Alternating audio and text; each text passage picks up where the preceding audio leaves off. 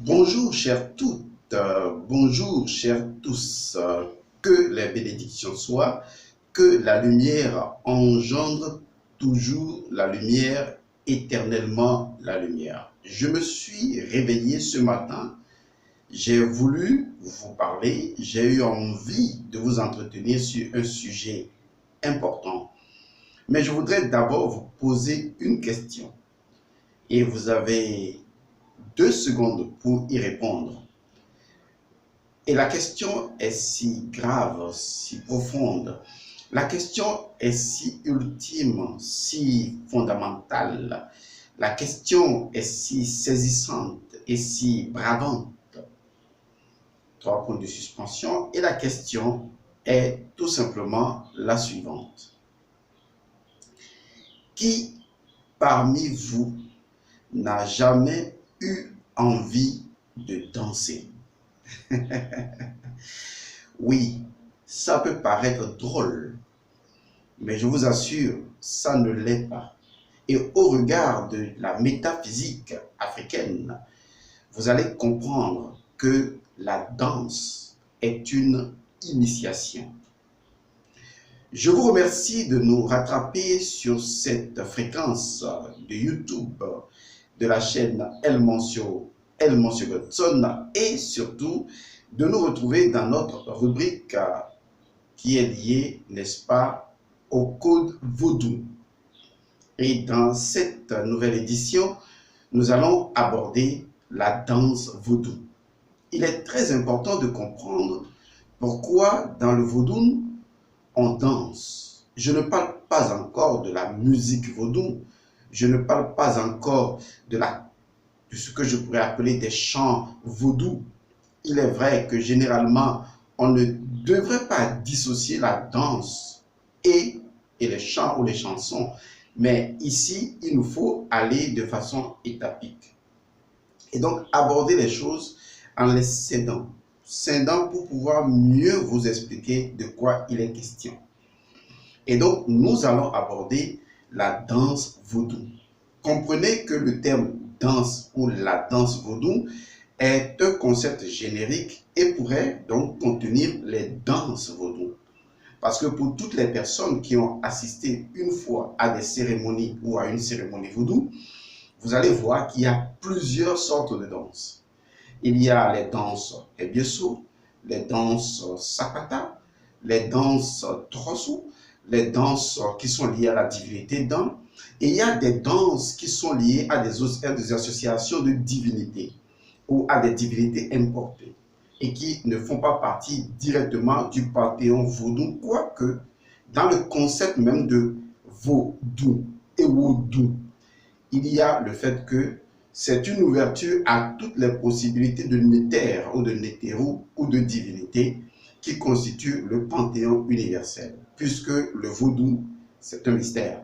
C'est quelque chose à la fois ouvert et fermé, et donc qui reste disponible à toutes les acceptances de vaudou. Que ces vaudous viennent d'ailleurs ou que ces vaudous soient des vaudous autochtones. Et ça, on l'expliquera un peu parce qu'il est incompréhensible pour certaines pratiques de voir qu'on accepte d'autres vaudous venus d'ailleurs. Les Égyptiens le faisaient déjà depuis l'Antiquité. Ils acceptaient des divinités venues d'ailleurs, tant que ces divinités, retenaient bien, étaient considérées comme étant un éther. Il faut bien comprendre que dans le concept de néther ou de néthéru ou de néthéru, ça dépend des prononciations liées aux langues africaines, il y a le fait qu'il faut d'abord parler d'un principe initiatique ou un principe initié depuis le Noun.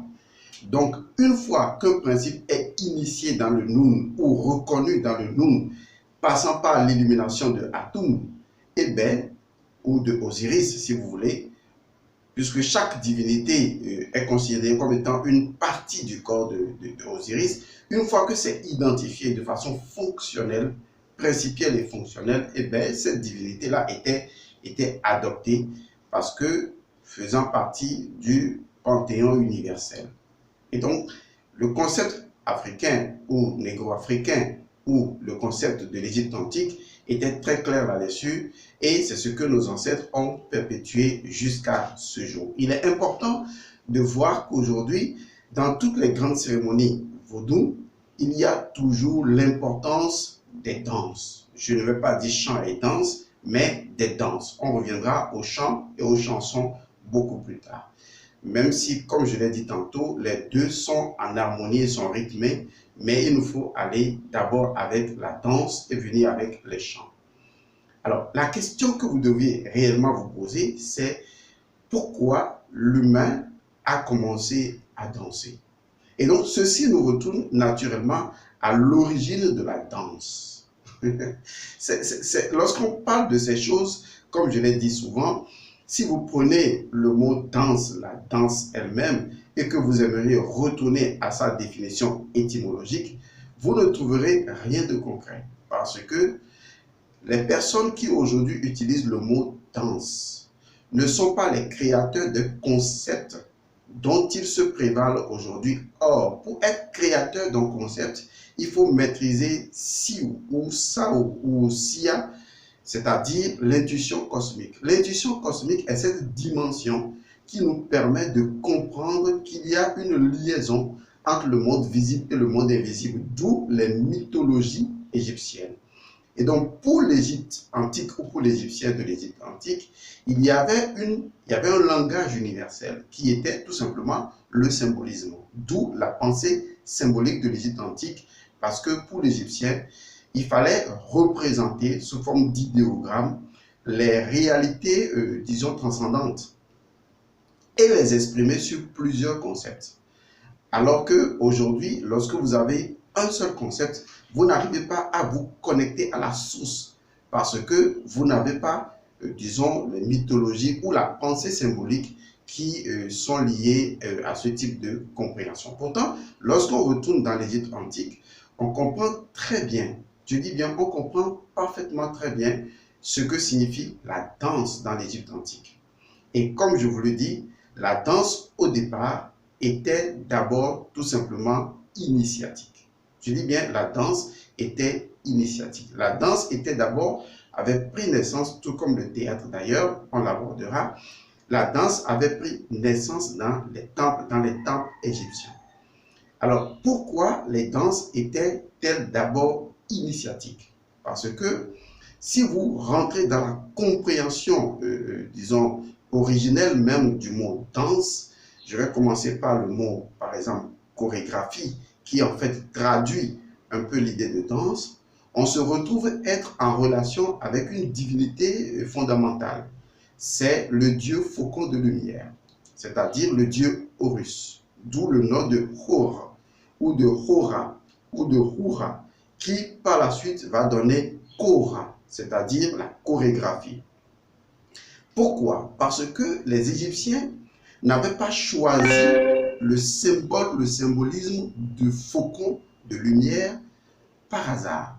Parce que ils étaient certes sidérés par cet oiseau, mais ils avaient compris également que cet oiseau, à savoir le faucon, pouvait non seulement regarder le soleil droit en quelque sorte dans les yeux, mais le faucon pouvait également en réalité percer tout ce qui est grossier et rentrer dans les arcanes les plus secrets des choses. Et donc le regard du faucon, vous voyez, l'œil du faucon est si perçant. Mais ce n'est pas simplement lié à cela. Parce que le faucon dans l'espace, dans l'air, quand vous voyez le faucon voler, vous avez l'impression de voir de la danse, c'est-à-dire un ensemble de mouvements coordonnés.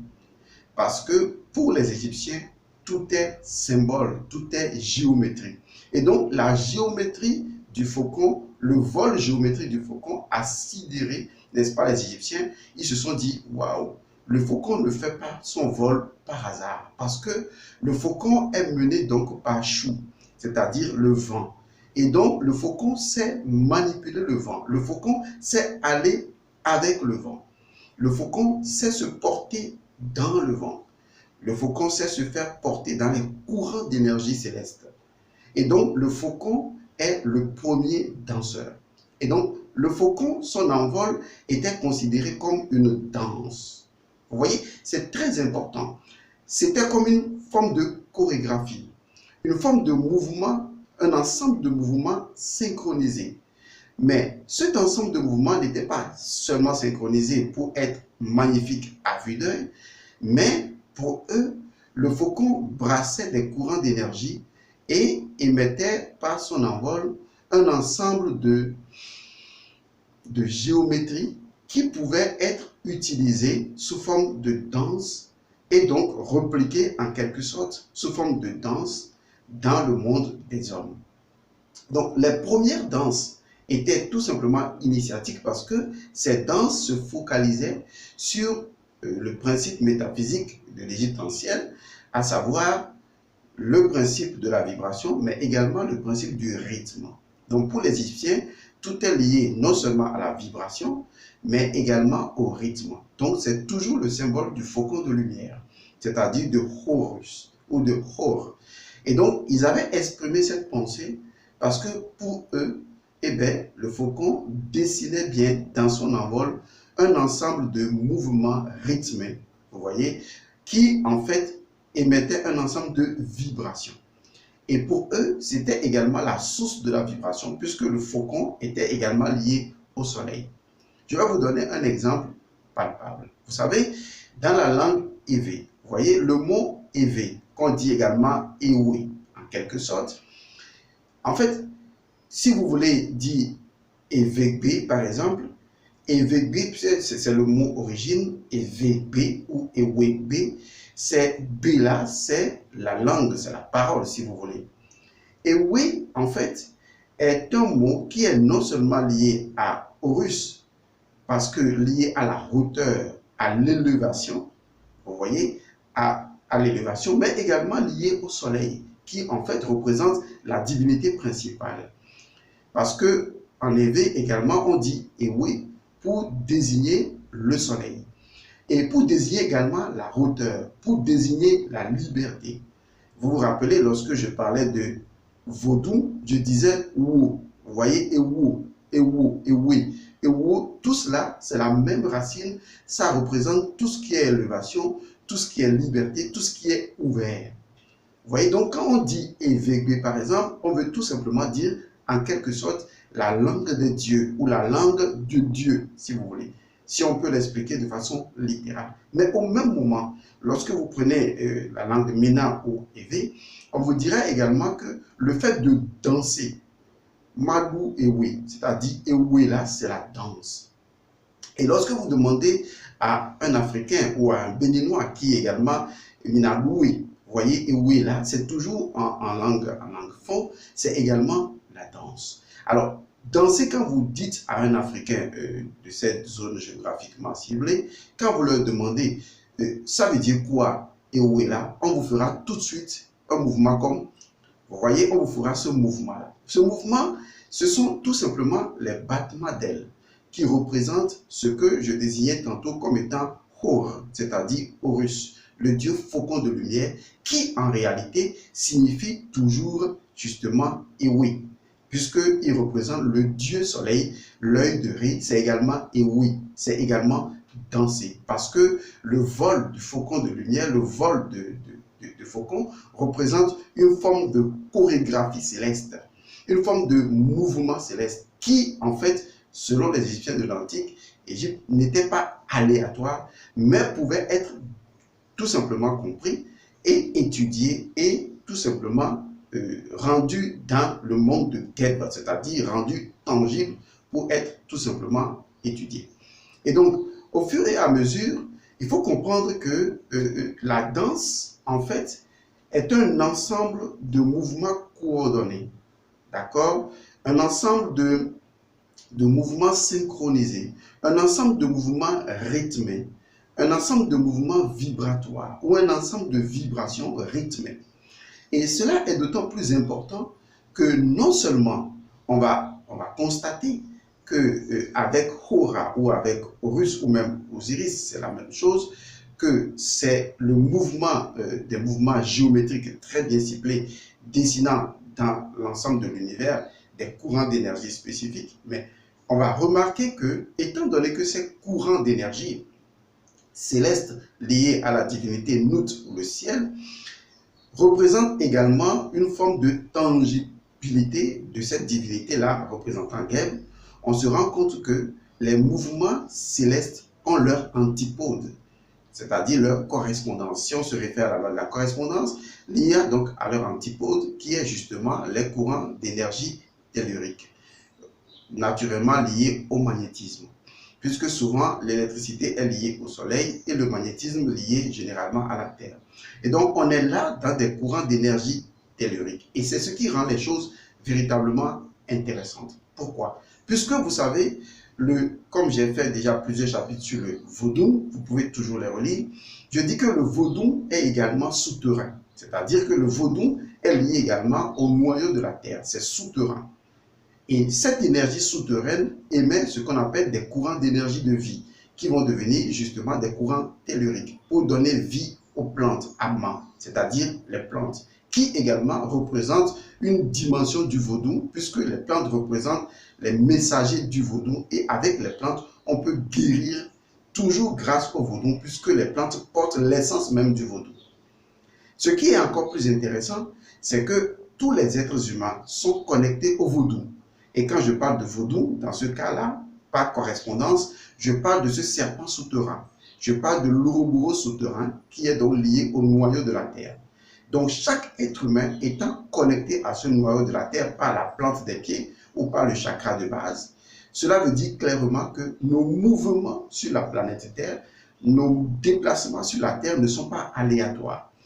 Si nous pouvons mieux comprendre comment nous déplacer sur la Terre, nous pouvons justement créer une forme de chorégraphie de façon consciente pour générer des champs de force. C'est ce que les Indiens de l'Amérique d'antre-temps faisaient lorsqu'ils parlaient de la danse de la pluie. Vous savez, il y avait cette danse-là qui consistait à tourner en rond et à faire des cris, à jouer du tam-tam et à danser d'une certaine manière. C'est les Indiens qui le savent très bien, je n'en suis pas un. Et donc, ces Indiens-là pensaient qu'à travers une danse, ils pouvaient justement provoquer la venue de la pluie. Et je vous assure, la pluie tombait tout simplement parce qu'ils savaient, n'est-ce pas, de façon chorégraphique, danser. Ils savaient mettre le mouvement dans une forme de vibration et dans un rythme précis. Vous voyez? Donc, ce qui veut dire en clair qu'on peut, grâce aux choses d'en bas, lier les choses d'en haut, comme on peut, grâce aux choses d'en bas, délier les choses d'en haut, car c'est les mêmes choses. Vous voyez? Parce que c'est les mêmes choses. Alors, allons encore un peu plus loin. Cela va sans dire que, en réalité, chaque individu danse. C'est pourquoi j'ai posé la question tout à l'heure. Chaque individu danse. Vous dansez. Même si vous ne dansez pas, vous dansez. Vous dansez parce que vous êtes en mouvement. Même si vous ne vous déplacez pas et que vous êtes sur place, vous êtes en mouvement. Et votre mouvement, à vous, est unique dans l'ensemble de l'univers. Il n'y a pas deux de votre mouvement. Je vais être encore plus précis. Vous êtes constitué d'atomes, de molécules. Vous êtes constitué de cellules. Vous êtes constitué d'organes. Est-ce que vous savez, au niveau biologique d'abord, que cet ensemble-là vibre à une fréquence donnée? Que cet ensemble-là, excusez le mot, danse, que les cellules dansent, que le cœur danse dans un mouvement bien rythmé. On vous dira même que le battement de cœur de chacun est unique et c'est différent du battement du cœur de l'autre. Ce qui veut dire en fait que vous êtes une danse en mouvement. Vos cellules dansent, vos organes dansent, tout ce qui est biologiquement vous danse. En fait, l'englobement tout danse. C'est le danseur universel. Dieu danse. Dieu se met en mouvement, il danse. Et dans ce mouvement, il y a une infinité de mouvements. C'est ça l'ouroboros, c'est ça le symbole cyclique de l'univers. Les saisons dansent, tout danse. Il n'y a rien qui ne danse pas. Car la danse, c'est un ensemble de mouvements synchronisés, rythmés vibratoirement, fréquencés. Même quand vous marchez, vous dansez. Vous avez une façon particulière à vous de marcher. Il y a des personnes qui vous reconnaîtront de loin, rien qu'en vous voyant arriver, parce que vous avez une façon particulière de marcher.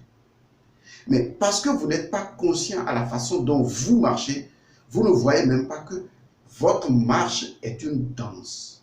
Parce que ça, c'est le rythme d'une certaine manière.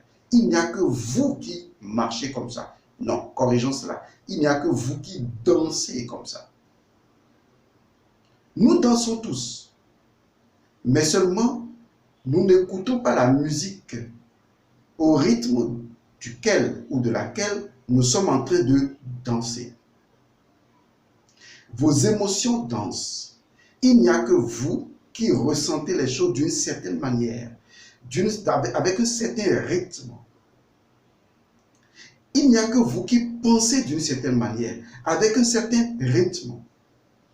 Et tout cela constitue une danse intérieure.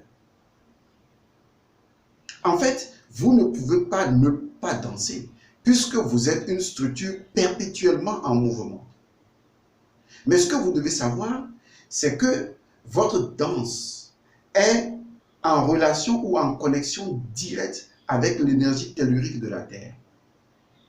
Et donc, la danse vaudou est une danse initiatique parce que lorsque les initiés ont saisi le rapport entre le haut et le bas, vous voyez, ils ont réalisé qu'il était possible de se déplacer d'une certaine manière, de façon géométrique, sur le sol, de telle sorte que cette géométrie pouvait influencer la géométrie céleste.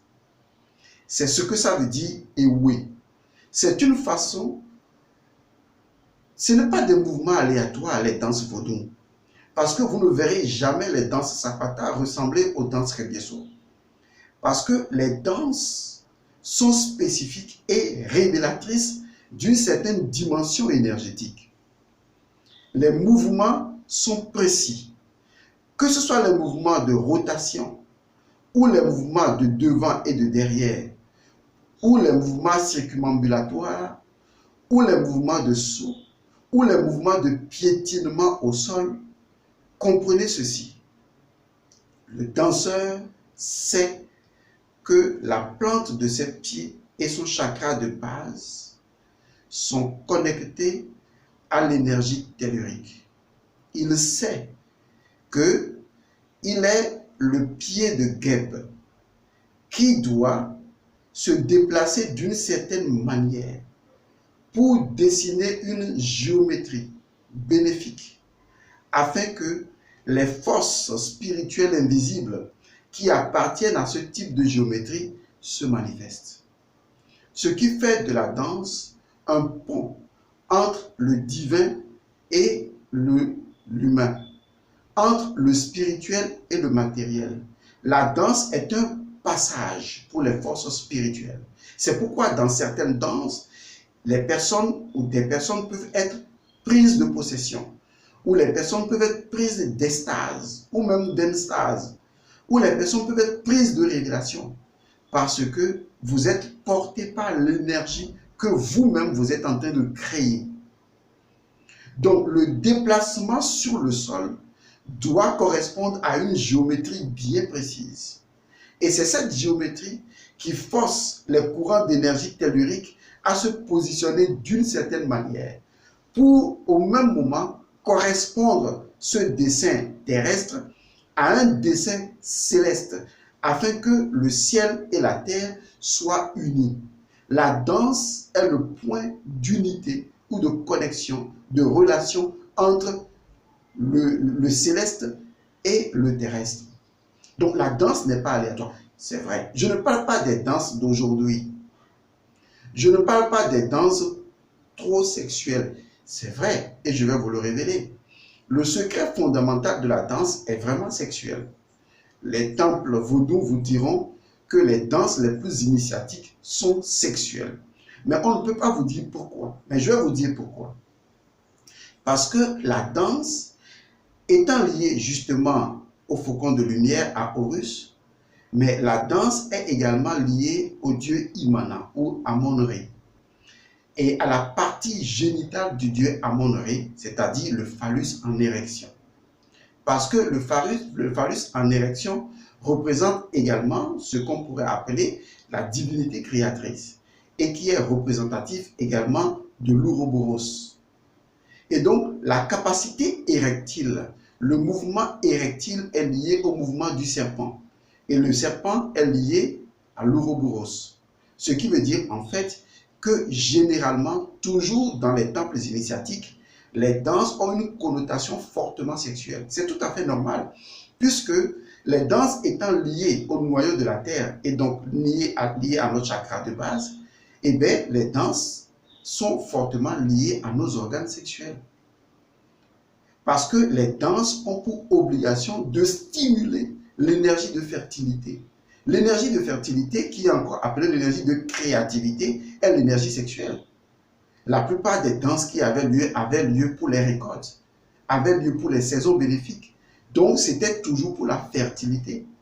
Toutes les danses de fertilité, qui étaient naturellement des danses initiatiques, étaient liées à la procréation ou à la création, à la créativité, à la fertilité, donc liées à la sexualité. C'est la raison pour laquelle les danses des temples vaudous étaient fortement des danses sexuelles. Vous allez voir des vaudous-ci en train de battre les reins, en train de faire des mouvements de fesses, en train de faire des écarts de jambes ou de tenter d'ouvrir même les cuisses, parce que cette excitation-là est nécessaire pour la fertilité. Les danses ont toujours une dimension de tentation et la tentation est toujours reptilienne et par conséquent liée à notre reptile intérieur, c'est-à-dire à notre serpent intérieur, à notre sexe, à notre phallus et naturellement à notre colonne vertébrale qui n'est rien d'autre que ce qu'on peut appeler la colonne vertébrale, c'est le symbole de la colonne vertébrale d'Osiris ou tout simplement le djed. Et c'est également reptilien. Donc, les danses ont tout à voir avec la fertilité. Et la fertilité est sexuelle. Et donc, ne soyez pas étonnés que les danses vaudou soient sexuelles. Plus les danses sont sexuelles, plus elles sont fertiles. Car plus elles peuvent emmagasiner, moduler dans une forme de géométrie, plus elles sont sexuelles, plus elles sont sexuelles, excitantes et tentantes, plus les énergies là peuvent être modulées dans des formes de géométrie et de fréquences que nous allons appeler danse pour générer de la créativité. Donc en réalité, il ne s'agit pas de fêter les saisons, il s'agit de danser pour promouvoir la fertilité et donc pour que les récoltes soient bonnes. Ce n'est pas parce que les récoltes sont bonnes qu'on dansait. Non, c'est les danses qui provoquaient les bonnes récoltes. Il ne faut pas confondre les choses. C'est les danses fortement sexuées qui provoquaient les bonnes récoltes. Car plus c'est sexuel, plus c'est puissant. Et en plus, cette énergie décuplée sexuellement est modulée dans des rythmes précis de chorégraphie que vous allez appeler danse pour générer un champ de force capable de créer la fertilité dans le pays. Mais il y a également les danses de la sécheresse. C'est les danses que nous voyons aujourd'hui. Les danses qui n'ont ni tête ni queue, qui ne sont même pas capables de produire quelque chose de fertile. La question est, est-ce que les gens savent ce que c'est que danser? Est-ce que les gens comprennent que la danse est un mouvement lié au serpent reptilien?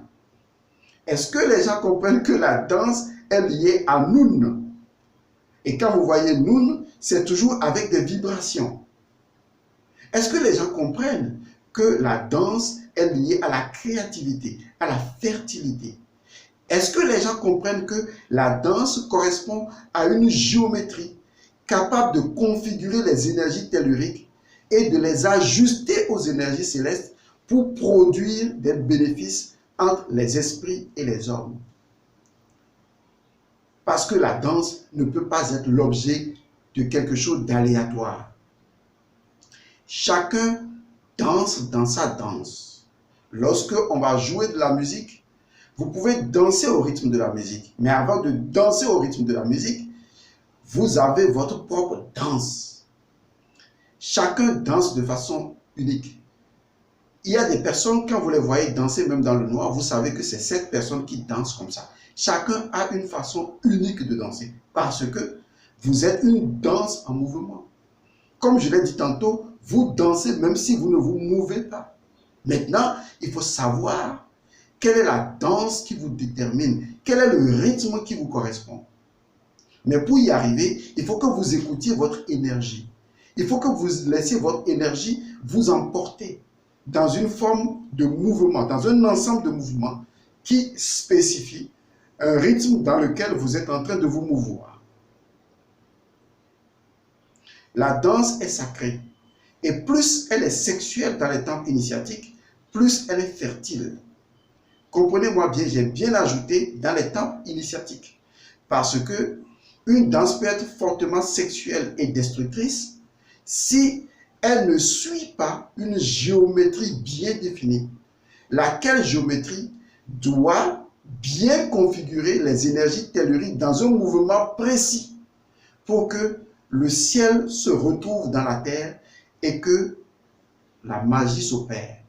La danse est quelque chose de magique. Lorsque vous faites l'amour, vous dansez.